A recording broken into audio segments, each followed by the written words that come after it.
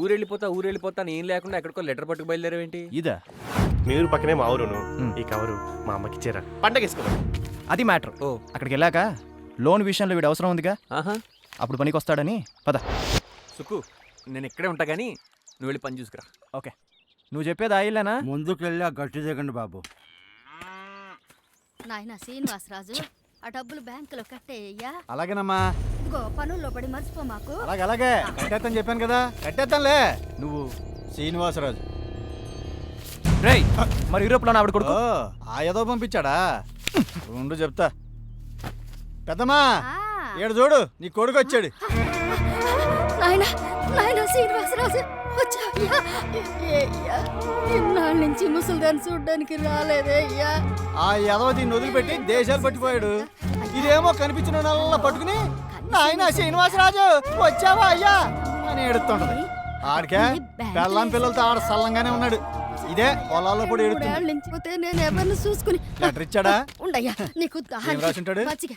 మజ్జిగ అమ్మా ఎంత ప్రేమో. ఈసారి కూడా ఉత్తరమే వచ్చిందని బాధపడకో.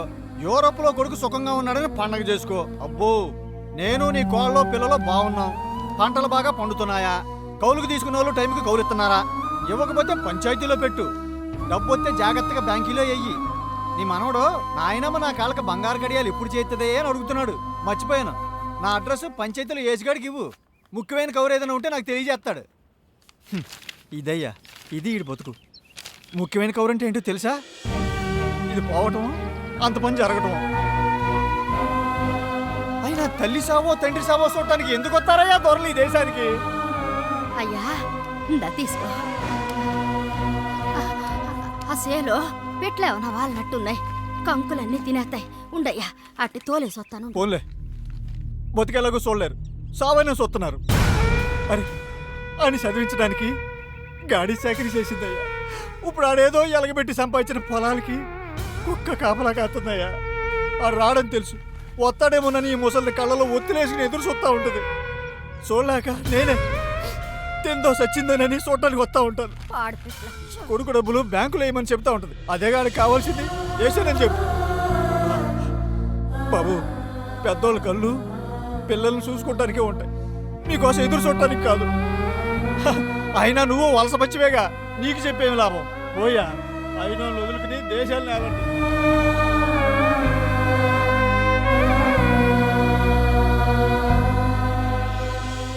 ఏంటి ఆవిడ కూడా మీ అమ్మమ్మలాకి పిచ్చిదైపోయింది అనుకుంటా? లేదు, మనమే వాళ్ళని పిచ్చివాళ్ళని చేస్తున్నాం. ఇంట్లో అమ్మా నాన్న లేనప్పుడు ఒంటరిగా వీడియో గేమ్లు ఆడుతూ నేను పిచ్చివాళ్ళలా ప్రవర్తించేవాడిని. భర్త దూరమైన మండోదరత్త, అమ్మ దూరమైన నవగ్రహాలుగాడు, మా అమ్మ దూరమైన మా నాన్న. ఏ ఆలనా పాలనా లేకుండా, ఆఖరికి పట్టించుకునే వాళ్ళే లేకుండా మా అమ్మమ్మ పిచ్చివాళ్ళు అవుతున్నారు. ఇదిగో నువ్వు ఐడియాలు ఏం మార్చుకోకు. మనం మన ఆస్తి తీసుకుని ఫారెన్ వెళ్ళిపోవాలి. అమ్మమ్మను కూడా తీసుకెళ్ళాలి.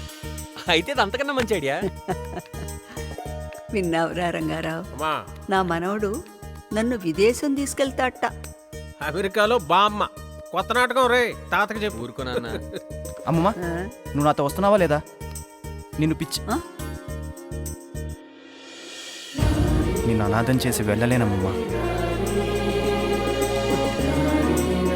సంతోషం. నువ్వు వస్తున్నావుగా? సరే చూద్దాం, కానీ ఊరికేదో మంచి చేస్తానని మాటిచ్చావుగా, అది పూర్తి చేయి. సీరియస్. నువ్వు సీరియస్ అయితే నాకేంటి, కామెడీ అయితే నాకేంటి? నీకు నేను ఎందుకు సాయం చెయ్యాలి? చేశాననుకో నర్రెడ్డి నాకేస్తాడు కౌంటు. సిలగ్గాడు మొన్న తాగి పోతూ పోతూ నువ్వేంది నాయనా మా తమ్ముళ్ళగా? కూకట్ల కోట మాన్సన్స్ కూడా మన బ్రాంచ్ ఏంటగా.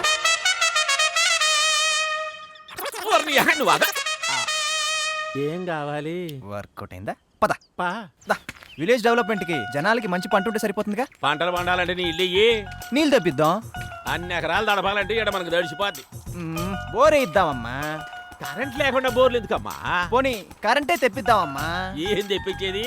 పైన లేక పిసుకు తస్తున్నారు. ఇక కింద దాకా ఆడొస్తుంది మరి ఏం కరెంట్. తిని బ్రతుకుతారమ్మా ఈ జనం? అదిగో కొడుతుందిగా గాలి, అది తిని బతుకుతారులే. అది గాలి కలిసి సుకుమారు.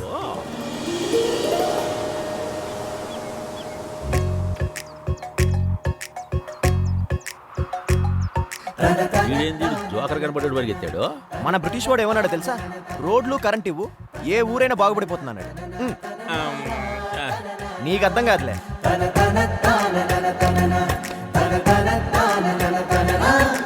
ఓ మై గాడ్, ఫేస్బుక్ని ఇలా కూడా వాడుకోవచ్చు అన్నమాట. ఏం చేస్తున్నావు సుకుమార్? లోకల్ నెట్వర్క్ కోసం సోషల్ నెట్వర్క్ని వాడేస్తున్నాను. అంటే ఏదో సీఈఓ కూడా వాడేస్తున్నావు అనమాట. యో రైట్.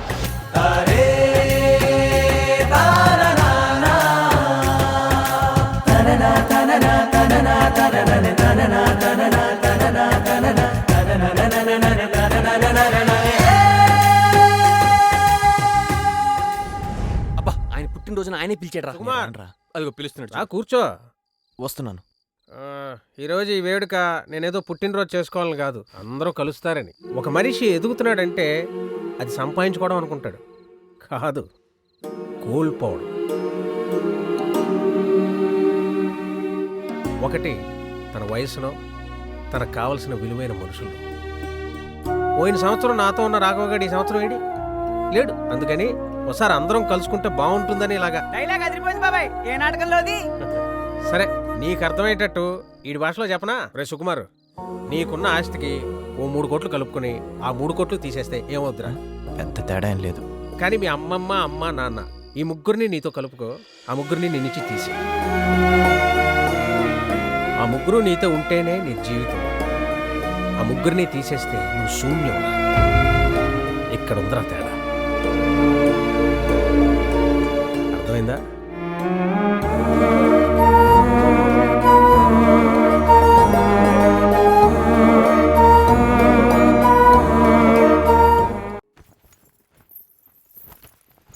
దేవకమ్మ, మిమ్మల్ని పెద్దవాడు పిలుస్తున్నారు. గతంలో మా కూతురు కొడుకైన సుకుమార్ విషయంలో మేం చేసిన పొరపాటు కొడుకు విషయంలో జరగకూడదని అనుకున్నారనుకుంటా. రాత్రి ఇల్లు సర్దుతుంటే